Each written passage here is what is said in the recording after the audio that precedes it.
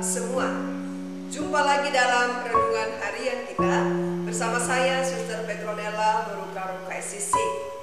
Hari ini hari Selasa tanggal 13 April 2021, hari biasa pekan 2 Paskah. Bacaan diambil dari Injil karangan Yohanes bab 3 ayat 7 sampai ayat 15 dengan tema kepercayaan kepada Yesus membuat hidup kita menjadi baru.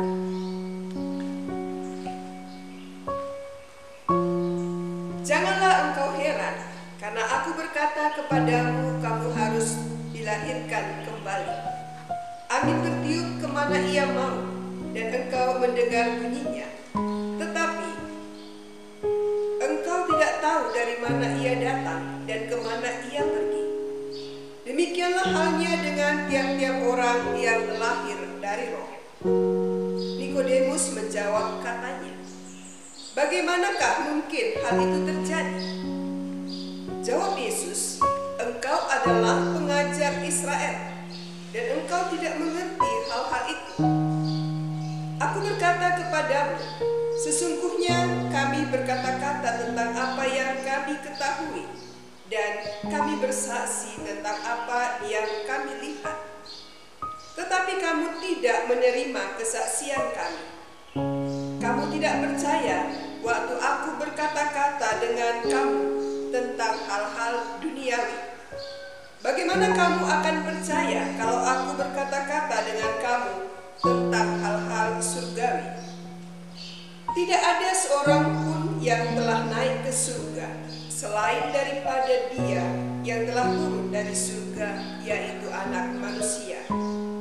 Dan sama seperti Musa meninggikan ular di padang gurun, demikian juga Anak Manusia harus ditinggikan, supaya setiap orang yang percaya kepadanya beroleh hidup yang kekal. Demikianlah Injil Tuhan. Saudara-saudari yang terkasih, ada sebuah cerita yang berjudul kepercayaan yang menyelamatkan. Pada suatu hari, terjadi kebakaran besar di sebuah apartemen. Semua orang kelihatannya telah dievakuasi dari gedung tersebut. Api menjalar kemana-mana dan terus membesar. Petugas pemadam kebakaran berjuang untuk memadamkan api yang kian membesar. Dan tiba-tiba terdengar teriakan minta tolong dari seorang ibu di lantai 13 yang masih terjebak kepulan asap hitam yang menyelimuti gedung tersebut. Api terus menjalar dan tak lama lagi gedung akan roboh. Kapten regu pemadam kebakaran memerintahkan anak buahnya untuk mempersiapkan jaring penyelamat. Setelah jaring siap, sang kapten menggunakan sebuah megafon dan berkata, "Ibu, kami telah siap menolong ibu. Jaring penyelamat sudah kami siapkan. Sekarang melompatlah." Ibu itu mendengar perintah sang kapten, tapi ia masih ragu karena asap hitam menutup seluruh apartemen. Ia tidak bisa melihat apa-apa sementara api semakin membesar. Langit-langit pelapon sudah mulai berjatuhan. Itu adalah situasi yang sangat kritis. Si ibu tidak dapat melihat jaring tersebut. Ia cuma bisa yakin dan percaya dengan kata-kata sang kapten. Dan akhirnya si ibu ini memutuskan untuk melompat ke bawah seperti yang diperintahkan sang kapten. Dan ibu pun selamat. Saudara-saudari, bacaan Injil hari ini masih melanjutkan percakapan Nikodemus dengan Yesus. Nikodemus seorang pemimpin agama Yahudi dan juga seorang pengajar Israel dari golongan Farisi yang tidak percaya pada Yesus, meski mereka umumnya adalah ahli-ahli Taurat dan pemuka-pemuka agama. Atas pertanyaan Nikodemus dalam ayat sebelumnya, Yesus menjawab, jika seorang tidak dilahirkan kembali, ia tidak dapat melihat kerajaan Allah. Melalui perkataan ini, Yesus hendak mengontras memuaskan antara lahir dari daging dan lahir dari roh. Mendengar perkataan Yesus ini, Nikodemus menjawab, katanya, "Bagaimana mungkin hal itu terjadi? Bagaimana mungkin seorang dilahirkan kalau ia sudah tua? Dapatkah ia masuk kembali ke dalam rahim ibunya dan dilahirkan kembali?" Saudara-saudari, dari jawaban Nikodemus ini, sepertinya ia tidak mengerti apa yang dikatakan oleh Yesus. Ia gagal untuk memahami bagaimana orang bisa dilahirkan dari air dan roh. Yesus menegaskan bahwa hidup alamiah orang di dunia ini ada karena Allah meniupkan roh ke daging manusia. Hidup abadi dimulai ketika Allah memberikan Roh Kudus kepada manusia. Dengan demikian, untuk masuk dalam kerajaan surga, orang butuh dilahirkan oleh Allah dalam air dan roh.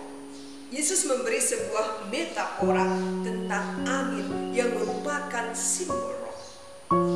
Keberadaan angin bisa dikenali, tetapi dari mana datang dan kemana ia pergi, kita tidak tahu. Demikian juga dengan Roh Kudus. Roh bekerja dengan cara yang tidak kita ketahui untuk melahirkan orang kepada kehidupan yang baru. Kelahiran baru bisa terjadi karena percaya dan mengimani Yesus yang telah menyatakan cintanya kepada Bapa dan kepada dunia dengan memberikan dirinya disalibkan, wafat, dan bangkit. Inilah yang menjadi kekuatan iman kita, saudara-saudari. Kekuatan iman kita akan terlihat ketika kita berada di tengah-tengah persoalan, kesulitan, tantangan dalam hidup. Tapi kita tidak goyah, kita tidak putus asa, dan tidak putus semangat. Karena Roh Tuhan berkarya, menguatkan, dan meneguhkan. Roh memberi keberanian dan menyemangati kita. Ingat, sekali-kali bukan karena kekuatan dan kehebatan kita. Itu sebabnya Yesus mengatakan kepada Nikodemus bahwa sesungguhnya kami berkata-kata tentang apa yang kami ketahui dan kami bersaksi tentang apa yang kami lihat, tetapi kamu tidak menerima kesaksian kami. Kamu tidak percaya waktu aku berkata-kata dengan kamu tentang hal-hal duniawi. Bagaimana kamu akan percaya kalau aku berkata-kata dengan kamu tentang hal-hal surgawi? Saudara-saudari, disinilah letak persoalannya, yakni mereka tidak percaya pada mukjizat atau tanda-tanda yang dilakukan oleh Yesus. Karena yang dipahami hanya logikanya dan bukan imannya. Perlu disadari bahwa ada hal-hal tertentu di luar kemampuan logika yang terjadi dalam kehidupan kita, sehingga kita tidak bisa menilainya dari sudut logika, tetapi dengan iman. Inilah salah satu aspek dari pengertian dilahirkan kembali, yaitu bagaimana iman itu mesti bertumbuh agar keyakinan dan kepercayaan kita kepada Yesus semakin lama semakin teguh dan tak tergoyahkan. Seperti cerita ibu di atas tadi, dalam situasi yang genting, ia mendengarkan kata-kata sang kapten dan ia percaya pada apa yang dikatakannya, melakukannya, dan ia selamat. Demikianlah kita dalam situasi sulit yang kita hadapi, dalam situasi genting hidup kita, hendaklah kita juga mendengarkan suara Tuhan yang menyapa kita dan mempercayakan hidup kita kepadanya.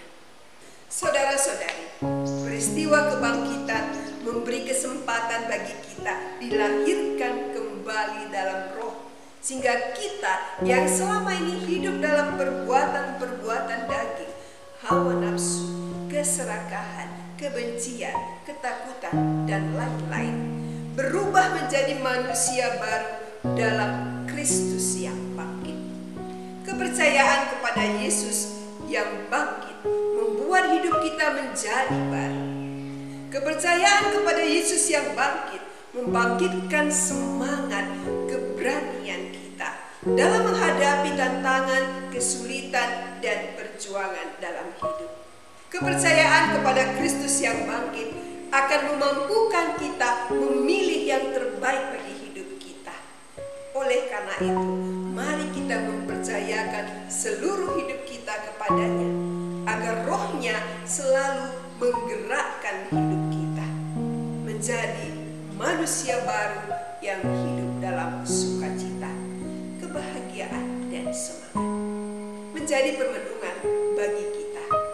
Beranikah kita lahir kembali dalam roh yang akan membaharui hidup kita? Selamat